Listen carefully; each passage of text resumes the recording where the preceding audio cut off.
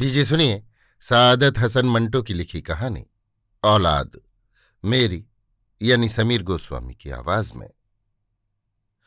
जब जुबेदा की शादी हुई तो उसकी उम्र 25 बरस की थी। उसके माँ बाप तो ये चाहते थे कि 17 बरस के होते ही उसका ब्याह हो जाए, मगर कोई मुनासिब व मौजूं रिश्ता मिलता ही नहीं था। अगर किसी जगह बात तय होने पाती तो कोई ऐसी मुश्किल पैदा हो जाती कि रिश्ता अमली सूरत इख्तियार न कर सकता। आखिर जब जुबेदा 25 बरस की हो गई तो उसके बाप ने एक रंडवे का रिश्ता कबूल कर लिया।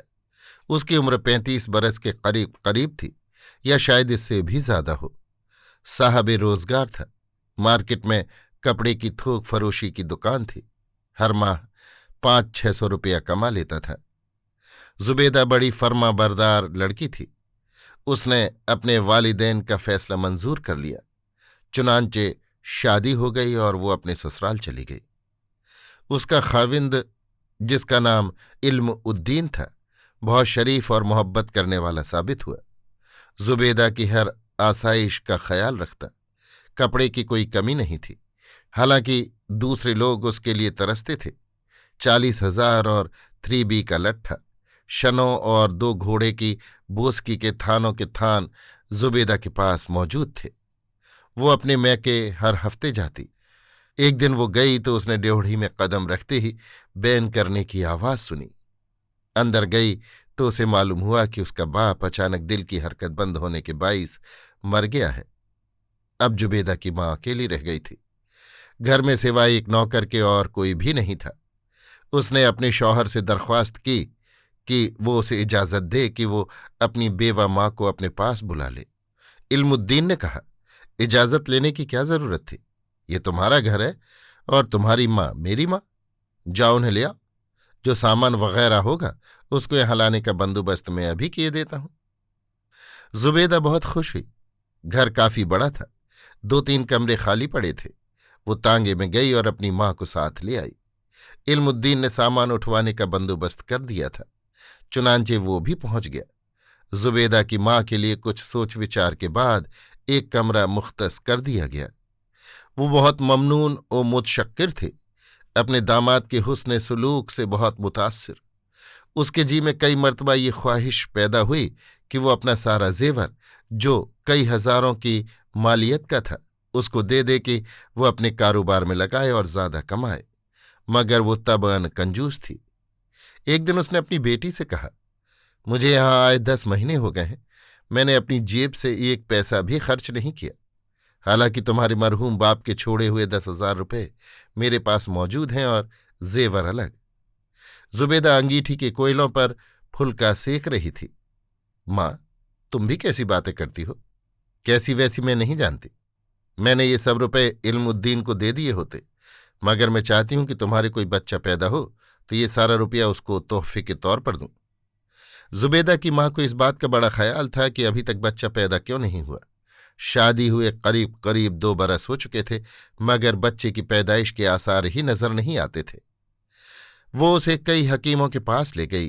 कई माजुने, कई सफूफ, कई कुर्स उसको खिलवाए, मगर खातिर ख्वाह नतीजा बरामद न हुआ। आखिर उसने पीरों फकीरों से रुजू किया। टोने टोटके इस्तेमाल किए गए, तावीज धागे भी, मगर मुराद बर न आई। जुबेदा इस दौरान में तंग आ गई।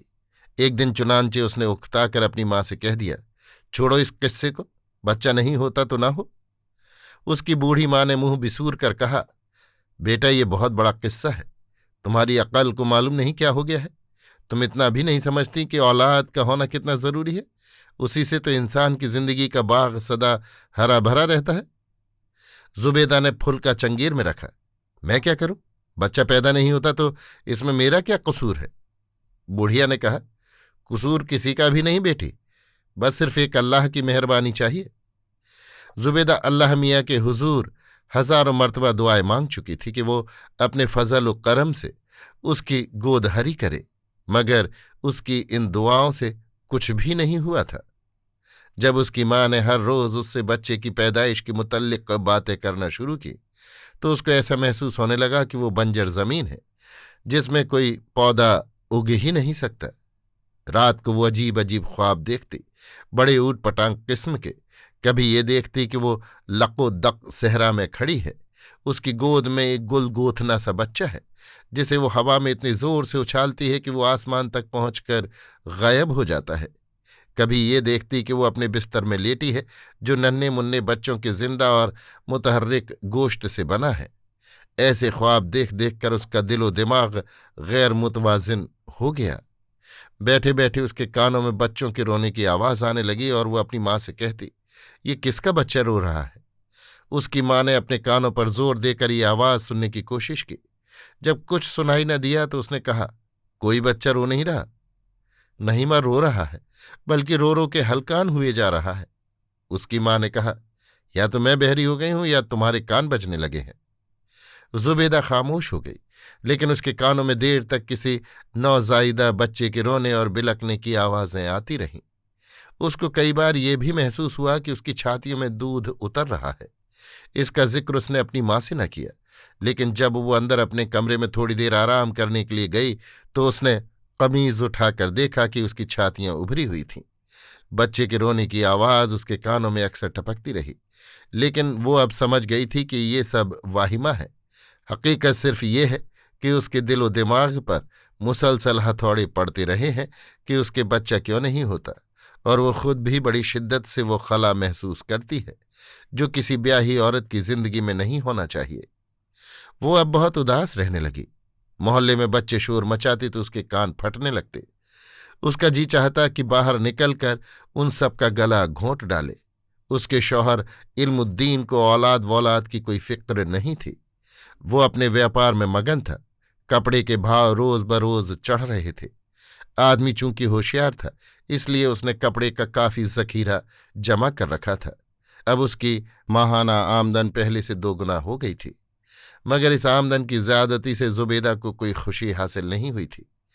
जब उसका शौहर नोटों की गड्डी उसको देता तो उसे अपनी झोली में डालकर देर तक उन्हें लोरी देती रहती, फिर वो उन्हें उठाकर किसी ख्याली झूले में बिठा देती।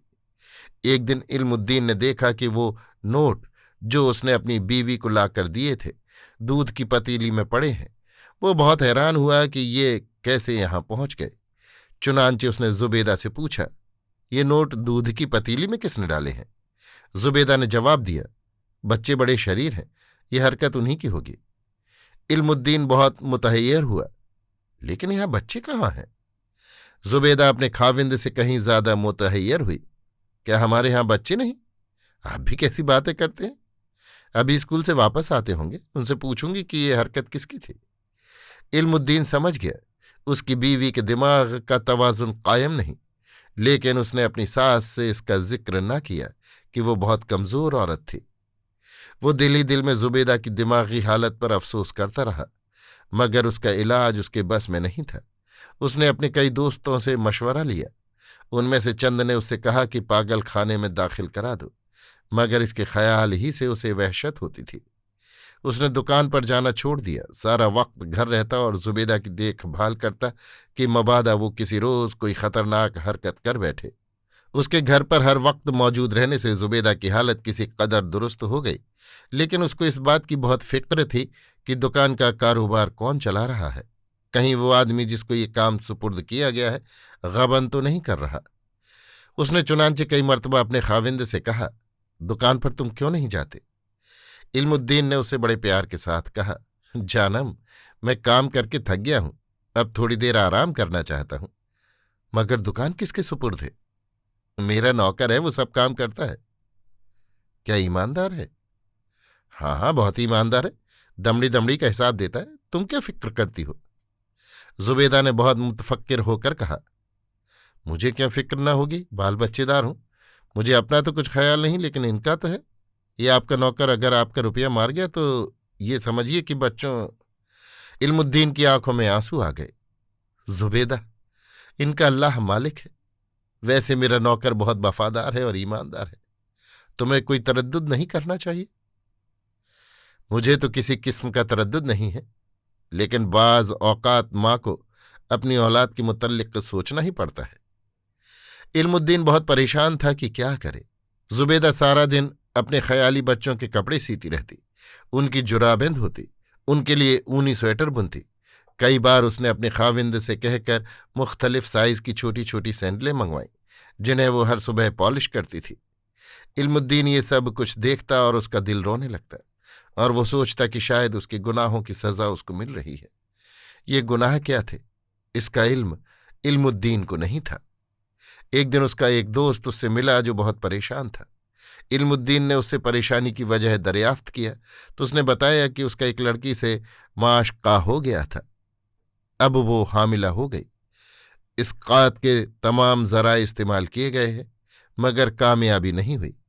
इल्मुद्दीन ने उससे कहा, देखो, इस्कात वुस्कात की कोशिश न करो, बच्चा पैदा होने दो। उसके दोस्त ने, जिसे होने वाले बच्चे से कोई दिलचस्पी नहीं थी, कहा, मैं बच्चे का क्या करूंगा, तुम मुझे दे देना। बच्चा पैदा होने में कुछ देर थी। इस दौरान में इल्मुद्दीन ने अपनी बीवी जुबेदा को यकीन दिलाया कि वो हामिला है और 1 माह के बाद उसे बच्चा पैदा हो जाएगा। जुबेदा बार बार कहती, मुझे अब ज्यादा औलाद नहीं चाहिए, पहले ही क्या कम है। इल्मुद्दीन खामोश रहता।